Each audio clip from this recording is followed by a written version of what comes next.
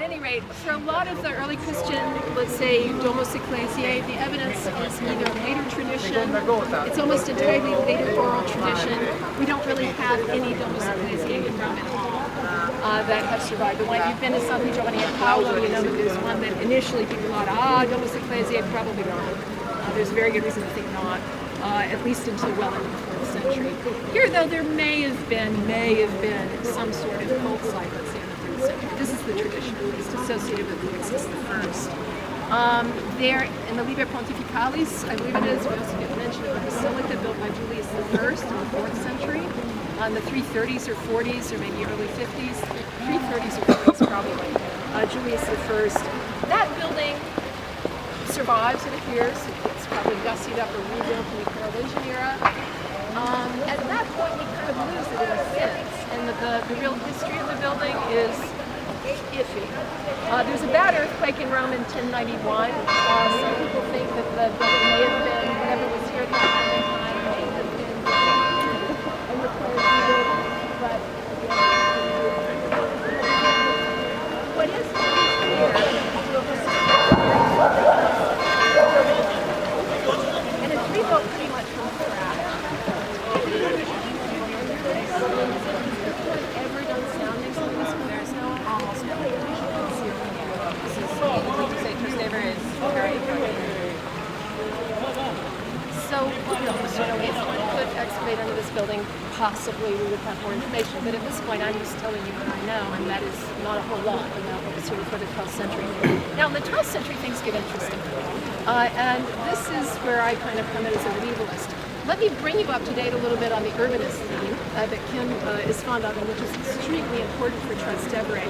I mentioned before that in Roman antiquity, Trastevere was very much a neighborhood of foreigners and whatnot. It seems to have become more populous after the construction of the Trajanic aqueduct in the early 2nd century, or the completion of it in the early 2nd century AD. Before then, there really wasn't a good water source here at all. The tidal was kind of it, right? So if you wanted to live here, you had quite a bit of hardship to deal with. But after the Trajanic aqueduct was built, it became a slightly more livable place. It probably became a little bit more populous as a result. It's not really, though, until well into the Middle Ages the neighborhood starts to really become, in a way, one of the most important neighborhoods in Rome. Now, in the regionary catalogs, there are lists of things in Trastevere that suggest that it had a lot of stuff in it. But those, I'm assuming, are also including the area to the north where the Vatican is now. There was something like, 4,000 insulae, if I remember right, and 86 balnea baths, and that sort of thing. But that's not just the area that we're in, so we're trying to get some included in the area we involved. There's a kind of shift in the city after the Gothic War, in the 6th century in particular, to areas along the Tiber.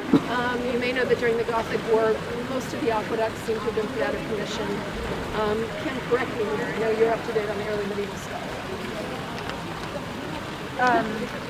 Yeah, and the whole idea that the aqueducts were put out of commission is actually from the excavations done by the American Academy of Road in its curriculum, where they seem to have actually found the blockage of the aqueduct, and they claim, it would be nice if they published it, that it is actually the century of I really to the migrations in the 5th century rather than to the Gothic War in the 6th. Yeah. Okay, so we have earlier evidence for aqueducts. Again, not published, so don't know. There you have it. At any rate, between the 5th and 6th centuries, I don't know how much you've talked about migrations and whatnot. Just a kind of rundown.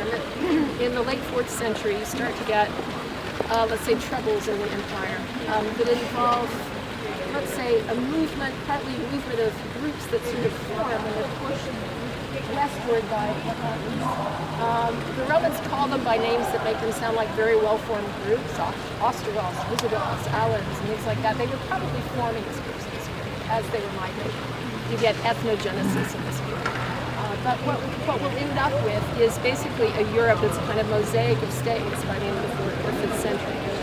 Or a mosaic, let's say, of little areas that were starting to divide themselves off politically from the empire and form separate political units. The Visigoths in Spain, for example, very good example. Now, they're very important because in 410, a group of people the Romans called Visigoths actually settled Rome. Right? They came and they did some damage and they left. They ended up migrating south and then going west and settling in Spain and forming a kingdom there. That's just one example. It would take the rest of the morning to do the migrations justice, so I'm not going to even try. But at any rate, what will happen is that in the period after this, when the infrastructure of the city really, let's say, has a lot of damage done to it in the form of aqueducts being blocked and other such things, general depopulation as well. Probably in part because of the cutting off of the Annona, the food supply from North Africa, with the Vandal invasion of North Africa in the 30s. The food supply of Rome is probably greatly reduced. The aqueducts being cut is another big problem. There are all sorts of things that happen that basically gradually, let's say, make a dent in the normal course of life in Rome and in Italy in general. Now, my view of this, and Kim may have a different one, is that as a result of this, people start really amassing in areas that are more convenient for them without this infrastructure, or at least without the support of the infrastructure. The river becomes more important. With the growth of Christianity in Rome, particularly around the Vatican, you get a shift toward an area that was actually outside of the ancient Roman city. You get a shift westward to the area around St. Peter's. Villages will village will form around St. Peter's. Those are enclosed within a wall in the 9th century by Pope Leo IV. You also get a clustering around St. John Lateran, where in the early Middle Ages the popes resided. Trastevere becomes more and more important, and by the period that we see represented by the church, rebuilding in the 12th century, it's one of the most important neighborhoods in Rome. Really between Trastevere, the Borgo, the area around the Vatican, the area just across the river to the foot of the Capitoline. Now we know also the Forum Imperiale and Forum area, particularly around the Colosseum, the far end of the Forum area, also preserves some habitation, or let's say nuclei of habitation.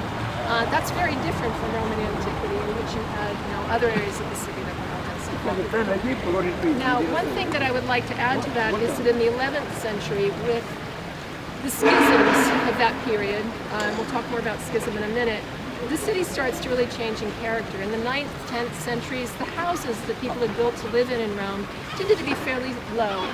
They tended to be one-story, two-story tall houses with gardens around them. If you go and look at the wonderful reconstruction drawings that people have put now in the Cryptobaldi and in the Museo dei Fori Imperiali, you get a sense of almost farmhouses and little miniature farms that are nesting themselves in some cases inside of great ancient Roman monuments. It's one of the reasons I'm a medievalist. I find this infinitely fascinating. The Colosseum becomes a village, literally, with people with houses and gardens both inside and outside of the arena. We have documents of lease that describe them. Lease and sale, but mostly lease. There's a similar situation for Trastevere as what's now called San Cosimato, Santi Cosme Damiano in Mica Aurea in the Middle Ages, which is just next door. We have lots of property documents that tell us about, at least give minimal information about the way people live, what kinds of structures live there. Now, where am I going with this? In the 11th century, because of the schisms and the papacy, moments in which you literally have two popes and people siding differentially with one and the other, this is in the latter half of the 11th century, Rome starts to get fortified. These little farmhouses start to grow in height, particularly those of the rich, and you start getting towers. Tower houses, nuclei that cluster around these small constructions that are represented in height and then with different buildings around height. And certain Roman families really emerge as the, let's say, the strong families in the city.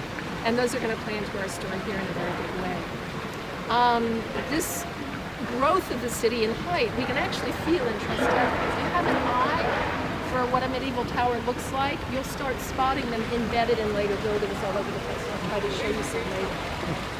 At any rate, this is one of the parts of the city that's kind of forested towers. Buongiorno tutti. Actually looks out over the city. Welcome to Trastevere. Comes to the city, looks out over the city from Montenario and describes it as looking like a field of grain because of the number of towers. Magister Gregorius, probably English business. Okay, now I don't want to deprive us of time in the monuments, and so let's talk about Santa Maria and Trastevere. What about this 12th century rebuilding? In effect, it's tied to another papal schism. In the 11th century, there was a very bad one between 1080 and 1100 plus that really divided the church. Not much is in the history books about it because the losing side was completely effaced from the historical record. So that's in most history books is very stilted. That's true of the schism of the 12th century too, of the early 12th century. In 1130, there was a papal election in February of that year in which two different men were elected. Actually, there were two separate papal elections held on the same day by different factions within the College of Cardinals. And these two men were actually of two of these strongish families from Rome, strong or strongish. I'm saying strongish because one of them has just been demoted by Chris Wickham. Just demoted by Chris. At any rate, you all probably remember the talk that Chris Wickham gave a while back. Some of you probably heard it. At any rate, the two families who were represented in this election, let's say by members of their family who were elected to the papacy, are the Pierleoni family on the one side. They're Trasteverine. They have a lot of property in Trastevere, and especially just across the river at the foot of the Carolina. And then on the other side, a family that comes to be known as the Papadeschi family. Gregorio Papadeschi and Pietro Pierleoni are both elected in this election, and each of them has followers. Now, the events that lead up to this are a little complicated, and I think we can leave them aside for dinner conversation. But at any rate, what you end up with is a period of 7 years, really 8, in which the Catholic Church, the Roman Church, is divided in loyalty between these two candidates. Part of Christendom follows one and part follows the other. Now, at the very beginning, Pietro Pierleoni is actually the winning candidate in the sense that he has at least the most adherents in Rome. The clergy of the city like him. They follow him. He's a very interesting character because he was actually descended in part from a Jewish Gregorio Papadeschi, and after the election has to flee. He actually goes into exile. And he stays in exile for 7 years. Now, in that exile, he does not waste his time. He befriends very powerful people, the emperor or future emperor Lothair, whom he ends up crowning in Rome in 1133. He manages to come back briefly, just long enough to crown the Roman emperor. He has to be crowned in Rome, by the way.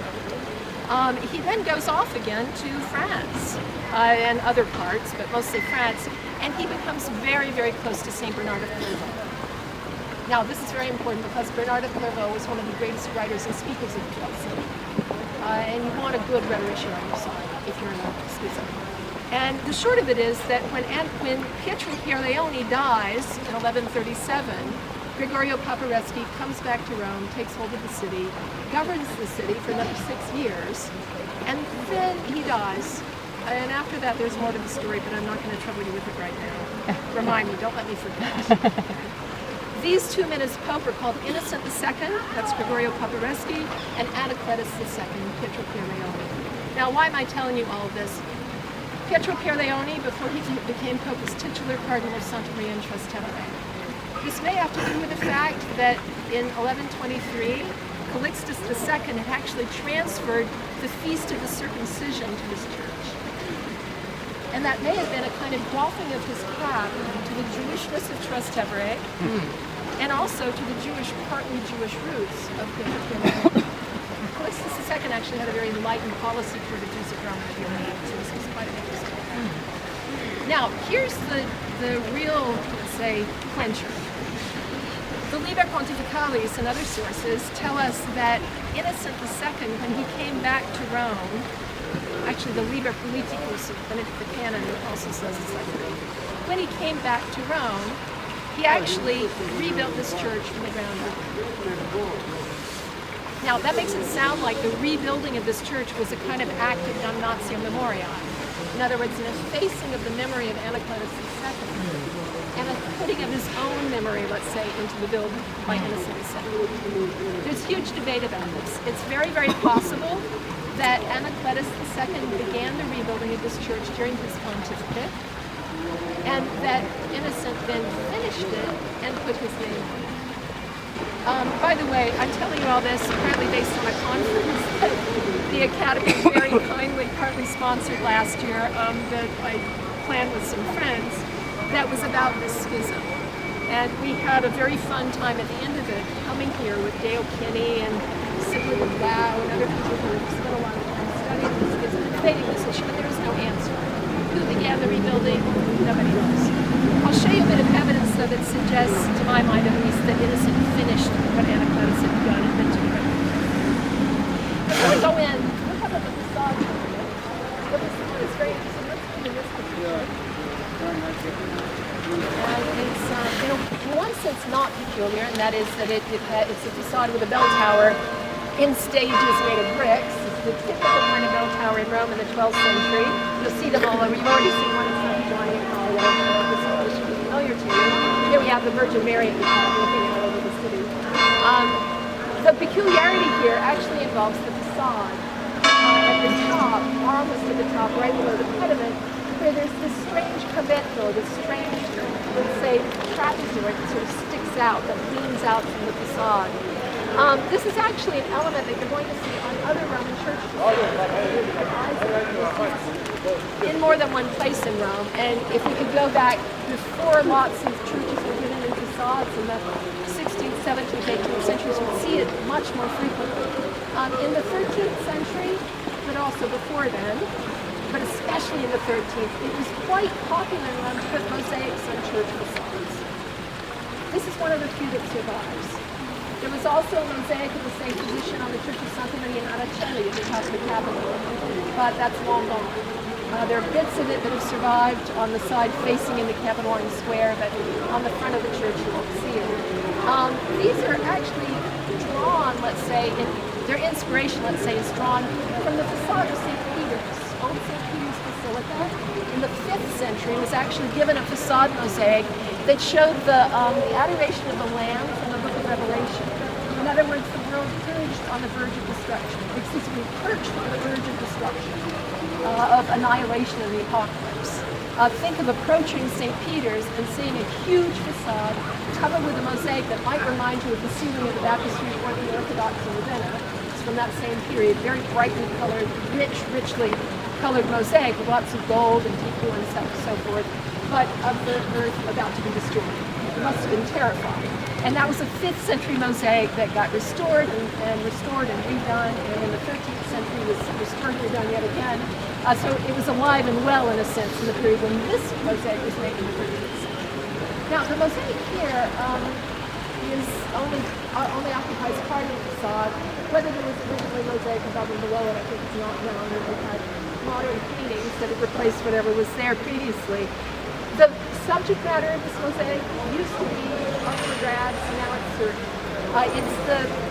It's the Virgin and Child, the Virgin Latina, so it's a nursing Virgin Mary with a Christ child, together with the wise and foolish virgins of the biblical parable.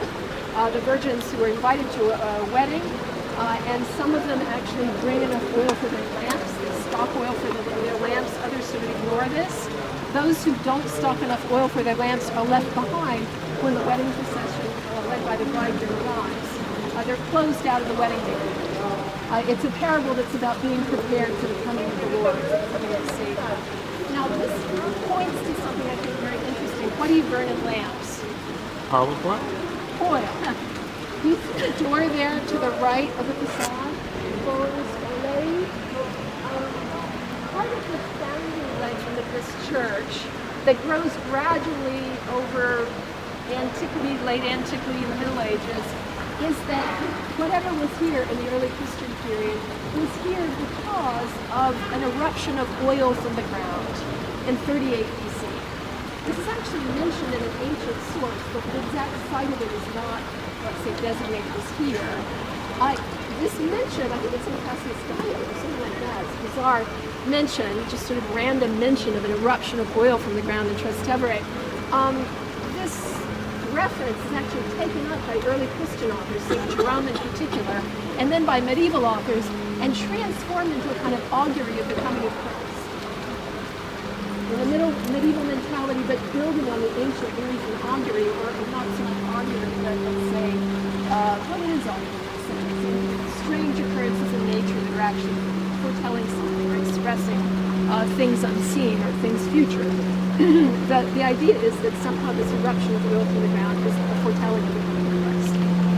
And that's why you're going to see horns ole, oil, not only there, but inside the church. My personal interpretation of the rising from the two virgins, but also of the Virgo blog plans, is that this is a mosaic that's about nourishing liquid. Liquid that nourishes flame, fire being a maker of light being associated with Christ, the milk of Mary being a nourishing substance, nourishing the Savior, who is light, and so forth. At any rate, the making of this mosaic probably originated in the 1220s or 30s. The making of it was an original campaign, that's what I mean. And then there are restorations that deface it.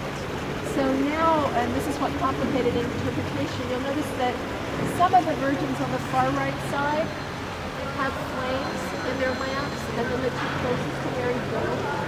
Probably the three on the far right originally did not.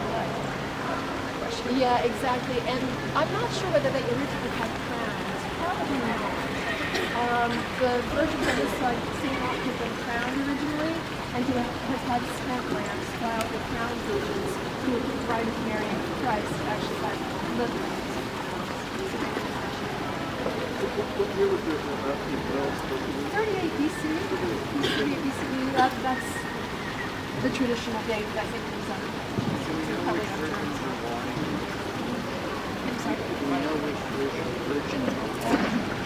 Yeah, the wise one should be over here. And the foolish one's over here. Because if you go and look at the mosaic closely enough, you can differentiate restorations from the original campaign. And the restorations seem to be concentrated here around the lamps and the lamps of those virgins. So it seems that the ones closest to Mary who are not crowned and have the spent lamps are the original. And the most common identification of that figure is John VII. John VII actually had an image of the Virgin Mary as being in the chapel at the back. So did Urbanism, but at St. John Latin. Here I'm jumping back to the 12th century, right, into let's call it an opposition way. That's usually made in some specifically quote to the people who followed him. He had a particular devotion to this, as would be all 10 centuries later. And he, in fact, had an image of this virgin, exactly this icon, painted in the Lateran palace with himself and his beloved predecessor, Felix II, on either side of him. So we have lots of people who are very devoted to this particular image of the Virgin Mary. There's one video source that says something very interesting about the painting. It says, "Perse faca est." In other words, she made herself. What the how this is a question. It sounds as if there may have been a strain of belief associated here with that same thinking that we find when they actually repeat this on this form. One time it was really made with her hands. Somehow came into being on its own. How that worked with a donor figure is a big problem, I think. But there you have it. It may be. This is a processed icon, which is why I was trying to stand on this thing and see behind me. You can see where the attachment thing is right here. And in this tradition, you'll also notice that the Virgin is actually dressed as a Byzantine empress. It comes from this incredibly powerful tradition of images which are not only processed, but are miraculous images. They are not made by human hands. They have special power. Very often in an urban context, they say the city, all of which is really coming from the painting style itself is extremely Eastern or Greek, whatever. Maya can tell you all about this, but Maya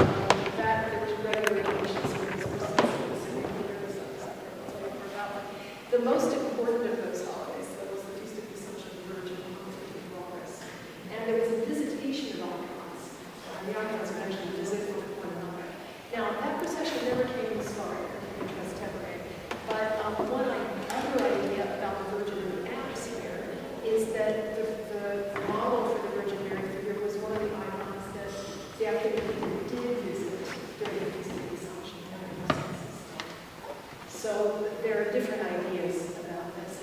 Krautheimer liked the idea of it not being this icon. No, I'm sorry, I'm proud of the kids here. Kids who are very great for sort of the same generation. Liked the idea that it not be this icon. Because he wanted Innocent II to put this icon away as being too close to Anabaptist II's opponent in this season.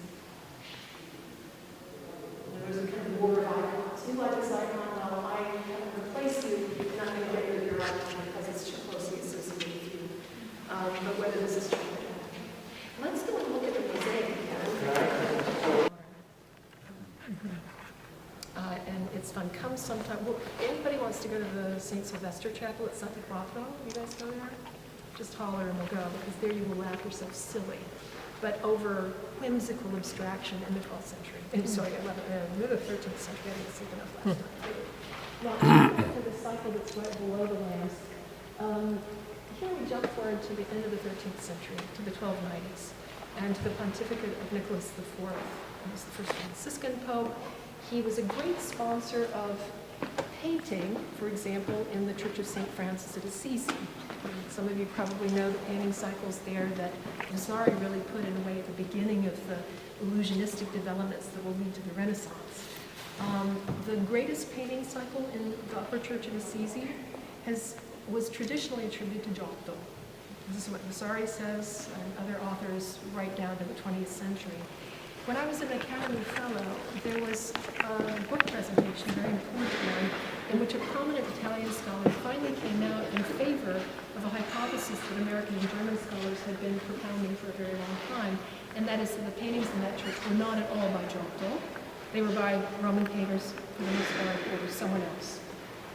In this book, however, by someone called Bruno Zanardi, a hypothesis was put forward that those paintings, kind of the founding block of the Renaissance for the tradition of the history of art, were by the person who made these paintings, Pietro Cavallini.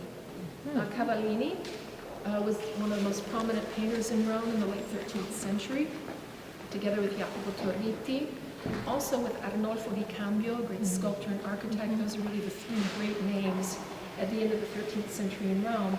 And they made works of art that, even though they're less famous in the history of art than, say, those of Cimabue and Giotto, were the inspirations for a lot of the work that Cimabue and Giotto did.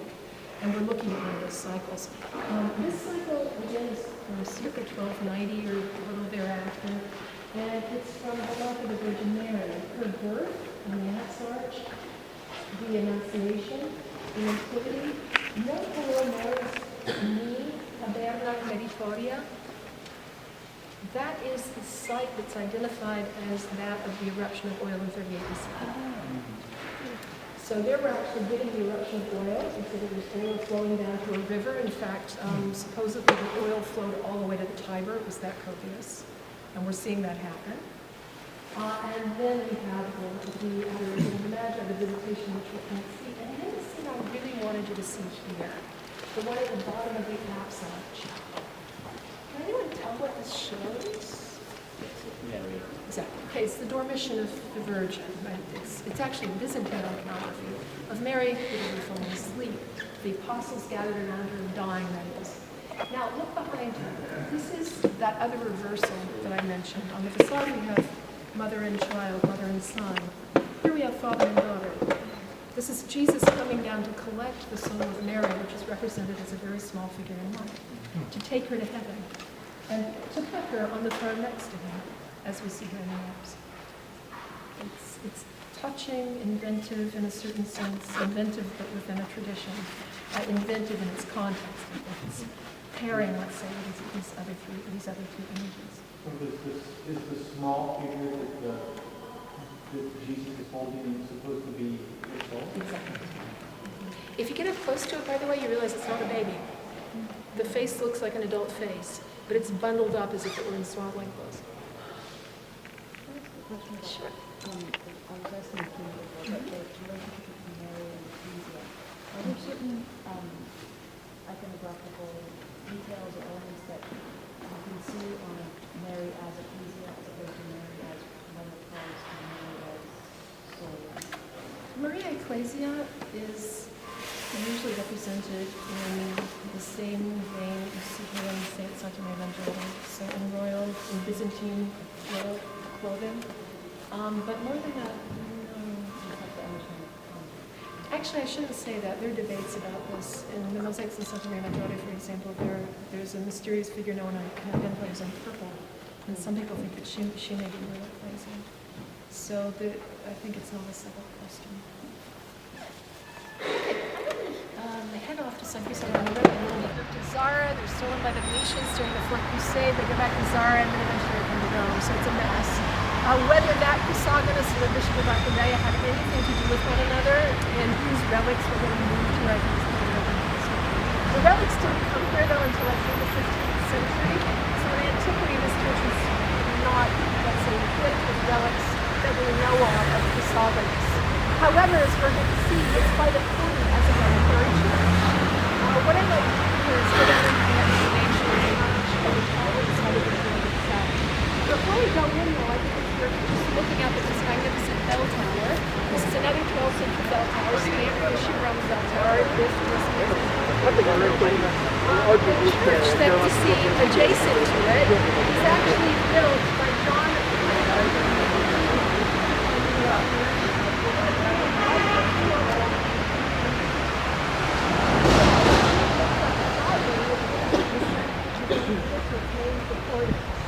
But this ship was actually finished probably before the schism. It was probably finished in about 1123. Now, it's of a piece in the 16th century in Trastevere-A, and shows us something important about the 12th century.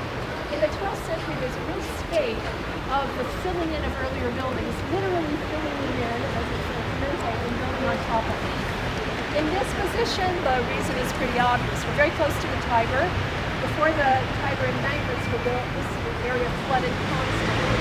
There was apparently a depression here, and the Via Aurelia, which is the street that we walk down more or less, had to go across a viaduct right about here because it was really Now, by the 12th century, apparently there were meters, something like 6 meters, I have that to the right, of earth against the walls. So it's kind of a no-brainer. And San Clemente, I think this is more complicated. There, I'm 99% sure that they have to do with independent businesses, in addition probably to the similar filling up of everything in San Clemente. There's really not a ton of it. Things in the Bible about this, because maybe there's a little bit of shortness to that in this thing, but the shortness is such that they would really respect it. Which goes out, but I think the point that it goes up so it had a lot to do with the dominance of the schism between the third and possibly the second. But anyway, let's go inside. We'll be going through a porticus between some of the neighborhoods, donations of land or of property that had been given to the church that were for use by different parts of the Christian community, and which later developed into church complexes, or church complexes are built on them, let's say. This is one of the 3 oldest in Trastevere. The other one clearly is Santa Maria in Trastevere. And we're along the same road, we're along the Aurelia Vicus. You'll notice from the handout that this particular part of it here, that the superposition of the upper church of the 12th century church is not exact. At San Clemente, you may remember that the 12th century church is superimposed directly on the earlier church, but pulled in a little bit. One outer wall superimposed on a colonnade rather than on an outer wall. Here instead you get an almost complete offsetting of the two. And you can tell that by looking up through that window there, because we're actually looking up at the piazza level rather than up into the upper church. Now, this plan is a little bit more useful. Actually, let me orient it like this. The earliest part of the church is basically this part here, right? This rectangle. Without the apse, which we walk through coming to where we are now. This gets lengthened. It seems in the 5th century. A narthex is built. There was an new excavation that was done in the 90s there that, again, I don't think has been fully published. And honestly, I find that end of the church very, very confusing. We're, of course, over in this part here, and I'm looking now into what would have been the center of the church. There were no aisles here. This was an aisleless basilica. It was basically just a big rectangular box originally. Its original function is unknown. It may not have been a church at the beginning. If it was, then it was a very, very early church. Probably it wasn't.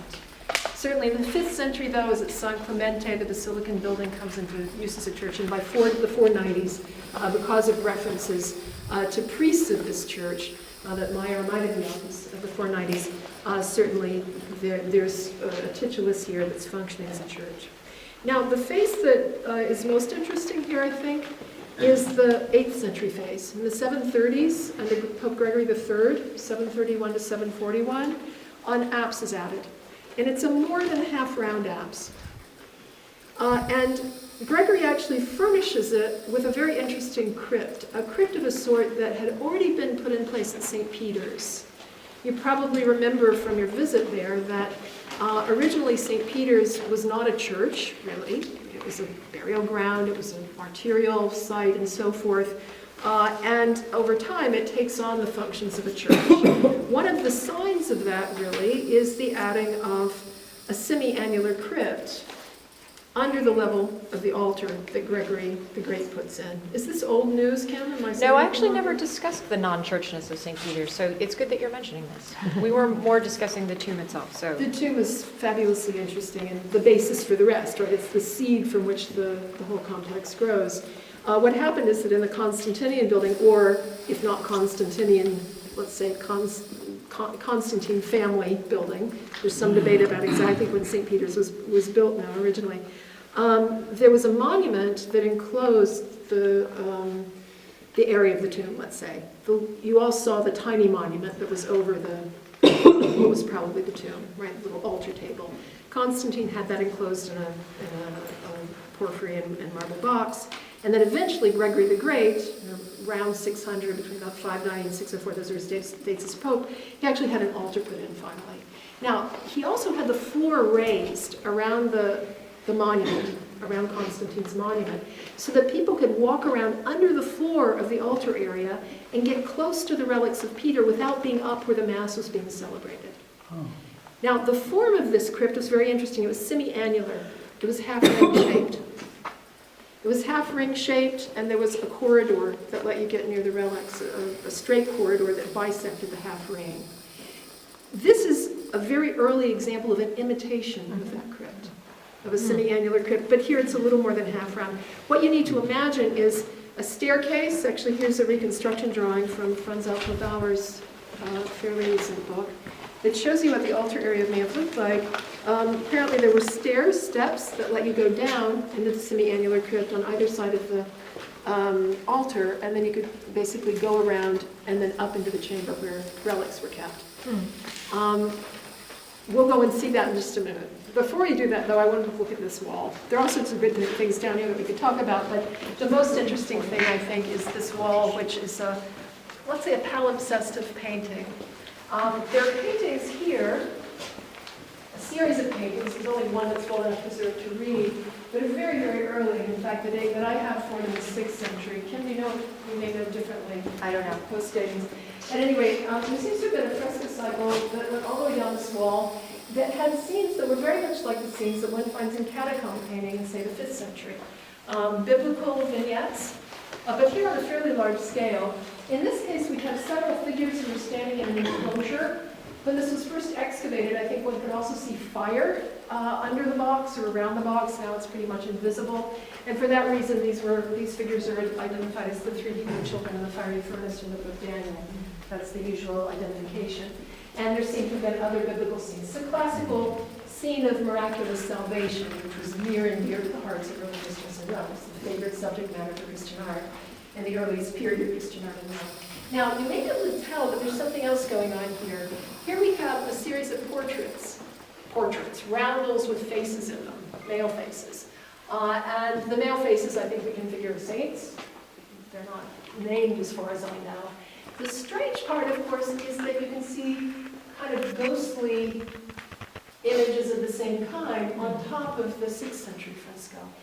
These are almost certainly from the time of Gregory III, so from the 8th century. By the way, his papacy coincides almost exactly with the beginning of iconoclasm in the Greek East, which Kim mentioned before, and that the period of iconoclasm in the Greek East probably meant an immigration, certainly meant an immigration, of artists to Rome from the Greek East. There was a monastery that was founded next to San Crisogono specifically for immigrant monks in the Greek East. And there may be Greek work here, if anyone knows for sure. What's going on here is that we have new plaster laid for these frescoes, but here just whitewash put over the existing ones and then painted on a secco. So the paint has come off, and that's why we can see through it. Here there's a baptistry. If you look through the grading and go down one by one, there's some nice paintings here that are also, I believe, from Gregory III's time.